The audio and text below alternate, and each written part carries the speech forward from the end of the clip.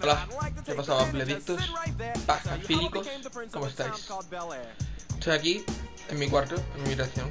Que por cierto no lo habéis visto nunca, pero tampoco lo voy a enseñar porque tampoco os interesa. Este es un post totalmente hecho con vídeos, ¿vale?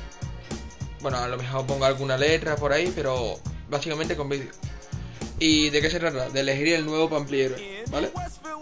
La cosa es esta. La cosa va a ser la siguiente. Yo voy a proponer 3 Pamplihéroes que van a ser 3 de mis peluches. 3.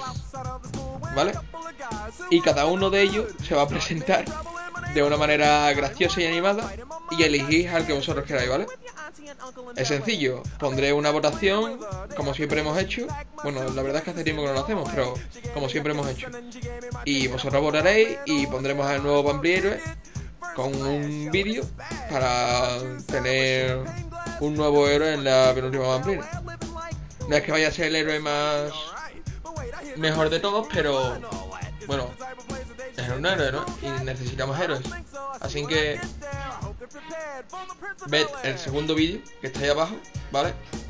Y bueno, que es el vídeo de presentación del primer animal, del primer peluche. Y luego votáis abajo en la encuesta que he hecho abajo, a ver cuál de ellos os gusta más y elegís a uno, ¿vale? Pues nada, mirad ahí abajo el siguiente vídeo. Me voy.